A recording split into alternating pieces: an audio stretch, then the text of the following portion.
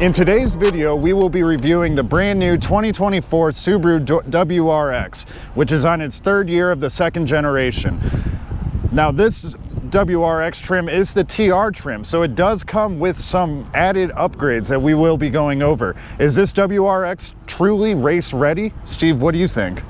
Our final thought maybe surprise you. So stay tuned and we'll let you know.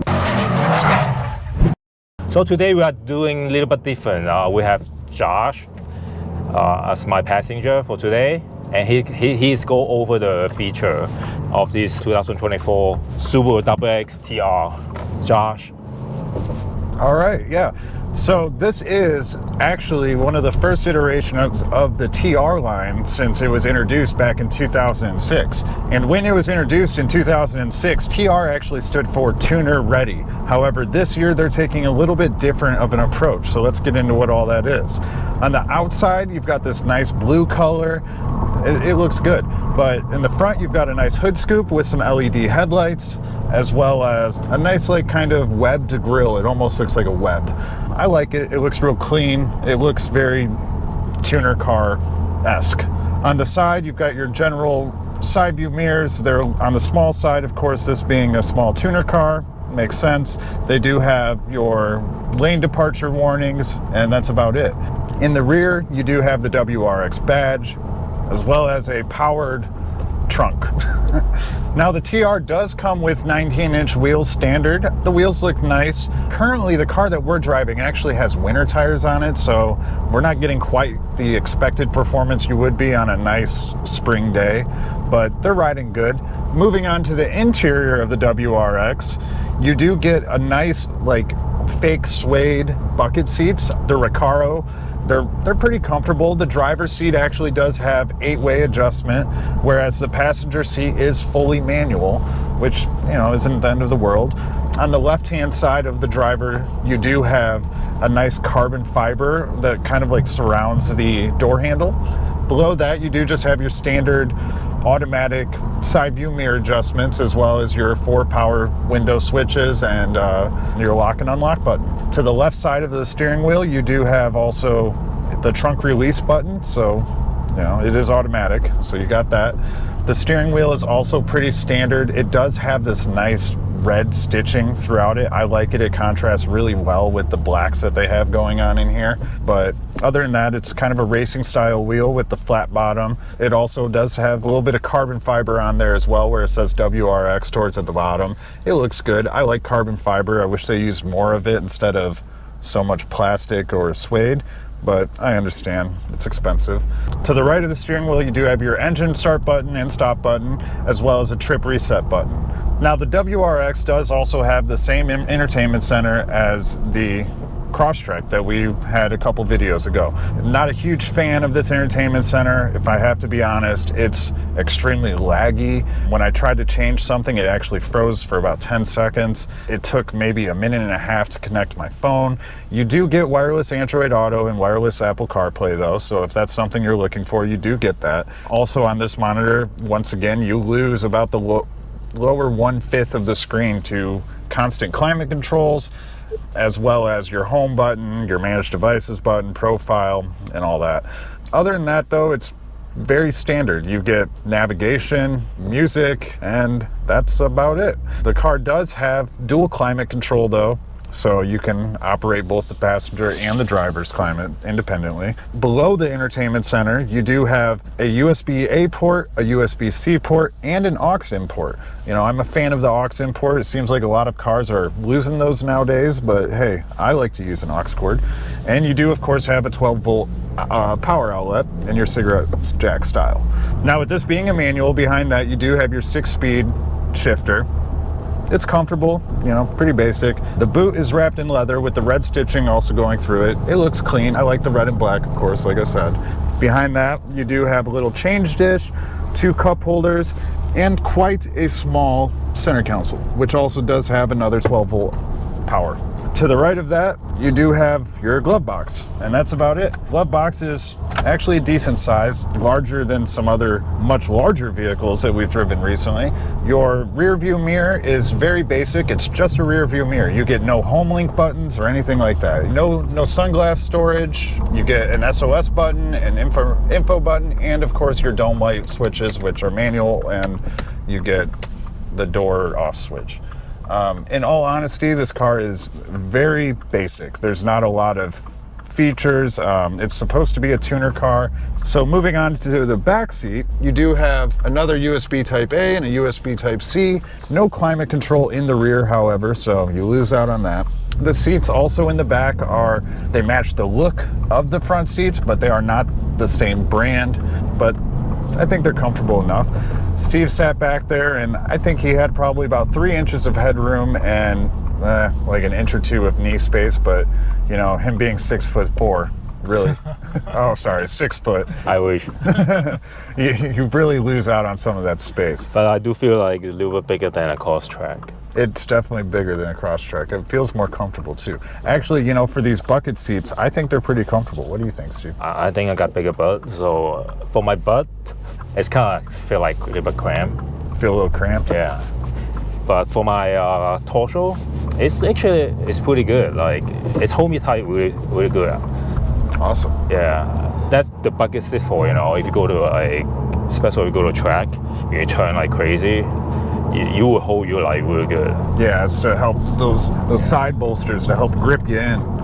Other than that though, that's about the extent of it. In the trunk, you do not have a spare tire. However, you do have tools to change a tire. So hopefully, I guess you have one on your roof or something maybe. Unfortunately, with this TR line as well, they got rid of the moonroof to help save weight. So really, they're aiming this at tuner enthusiasts who want to modify their car. Also, your driving cluster, your gauge cluster is not a screen. This is the first car we've reviewed in quite a while that doesn't have a screen for your gauge cluster. So you have your typical gauges and a small little like 4-inch screen in the center, but your infotainment screen is a 14-inch screen.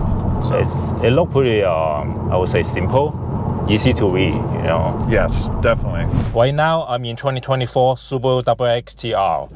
I'm gonna use the race bar to check out how fast it is 0 to 60.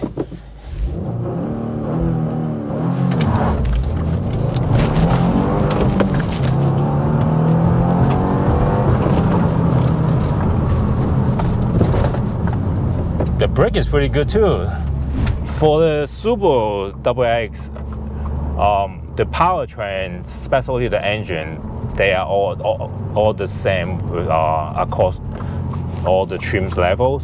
It is a 2.4 liter turbocharged box engine producing 271 horsepower and 258 foot-pound of torque. In terms of performance for this TR, majority is the performance upgrades, such as the performance shot and performance springs, also the brake calipers and the brake rotors. They are used in this TR using the 6-port front calipers, and for the rear is using 4-port caliper, which I believe is carry over from the previous STI trim level. Yeah, the big upgrade you get with those are the Brembo brakes. The Brembo brakes, yeah. And it's pretty good, yeah. They stop. So Steve, how do you think that this compares to the WRX that you had in 2002? Well, my first impression of this WRX is pretty similar to my 2002. The driving feeling is pretty similar, but this one is a lot faster. Back in 2002, the first generation in the US, the first generation WRX in the US is only produced 227 horsepower. It was 2.0 liter engine. However, a lot of people modify, including myself, and I put upgrade turbo, upgrade intercooler, intake exhaust, computer chip, and I did a dyno on that. So it was, as I remember, it was 250 because originally I want to use that car for auto crossing. So I upgrade a smaller turbo to get more acceleration. So that car, I believe it was 250, like I said, 250 horsepower at the wheel. Anyway, for this car, for the price point, I don't know you agree with me or not. I think 40 something thousand for the TR is a little bit overpriced, right? Yeah, there's a lot of cars on the market for that price point, and I'll tell you what, it seems like you get a lot more in those other ones. This just feels very bare. I know what it's supposed to be, and it shouldn't have all these flashy things, and plus, with it being a manual, do you really need all these other distractions? But still, for the price point, I feel like it should have more. The base one actually is pretty attractive, especially to the younger buyer. Like the base price for the WRX is $32,000. Yeah, that's a much better. Yeah, in today's market, I don't think so. It's that bad, you know. Back then, my 2002 was like 26,000. So that was what, almost 20 years ago. Yeah. So 32,000 is not too bad for today's market. Yeah. So I don't know, would you pay more than 40,000 for just wheel upgrade, tire upgrade, brakes upgrade, and suspension upgrade for this TR? I guess if I had the extra money laying around and I planned on modifying other things, maybe. But if I had time and money, I would be getting the base model and going all out. Okay, yeah. I think that is what Subaru is trying to do. They try to cater like young people, and also they try to cater like family man or woman like me, so I have some fun while carry like the whole family go to shopping, or even road trip, you know. And then on the weekend, maybe once in a while, take it to a track. Also, Subaru, one of the biggest selling point and the best what they've been doing is safety. In 2024, across all WRX trim, they offer eyesight driving assistant for the safety, so it's a good thing. Normally you have to pay like a lot of money for that. I believe when I got my wife got the Cross Track 2015, the option for that is like $5,000. Jeez. Yeah. And now it's just standard though, at least. Now just standard for this WRX trim, WRX model. So Josh, I know the base price for this WRX is around 32,000. Do you know other trim level pricing? Yeah, we've talked a lot about pricing and the cost of this TR especially, but you know, like you mentioned, the base does start off at $32,735, so just under 33. The premiums comes in just under 35,000 at 34,635. The limited comes in at under 40,000 at 39,000. The TR that we're driving today is under 42 at 41,665, and the top trim level, the GT, is 44,215. So there you have it. You can get the top of the line, but no manual for still $45,000. Yeah. Would you tune an automatic WRX, or is that just for somebody that wants a tuner looking car? Well, I did some research on the automatic. A lot of people say it's pretty good. I have never drove one. I always like manual, and I've been driving manual since I was maybe 17. So normally I would prefer manual transmission. Yeah, fair enough. Personally, you know, I drive a GX, so obviously it's automatic, but I did actually learn how to drive on a manual, and I drove this WRX as well. It's fine. So in conclusion, what do we think about this WRX? Is it truly tuner ready? Is it worth the $40,000 that you'll spend getting this car? Steve, what's your final thoughts? Well, for the TR trim, I believe it's good for like I said, for the people who have family, you know. So you don't have to deal with a lot of modification and money to install part, or even you do it yourself, it takes time, you know. It takes time from your family. Yeah. But I would, if I need a car, like performance car, a sport car, and I want to take it to a track. However, I would prefer, if I have to compare with other vehicle, which is prefer the Type R or the Corolla. But for the younger people, it's not everybody can afford Toyota or Corolla. I don't want to spend that much money. It's almost near 40,000. Yeah. And they are already good already, so it's not a lot of room for them to improve the performance. So Yeah, the base model actually is really good. I like to modify and I like to customize my car, so I would prefer the base model over the TR. And I believe a lot of young people would think about the same way too. You know, especially nowadays, people just modify and put on TikTok, right? Yeah. Maybe this will be our next project. Maybe, it might be. You know, I'd have to agree with you. I don't think that the TR trim is for me. At the price point it is, there's still a lot to be desired. If I'm buying a tuner car and it's supposed to be tuner ready, I expect it to have a little bit more increase in horsepower.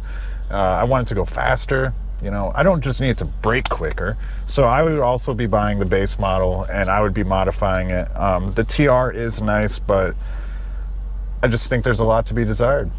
Will you buy the base model and modify it the way that you want it? Yeah, that's what I would do. That would you? Yeah, that's definitely what I would do. Okay. Let us know what you would do in the comments below. Make sure you like, subscribe, hit the thumbs up, and we'll see you in the next video.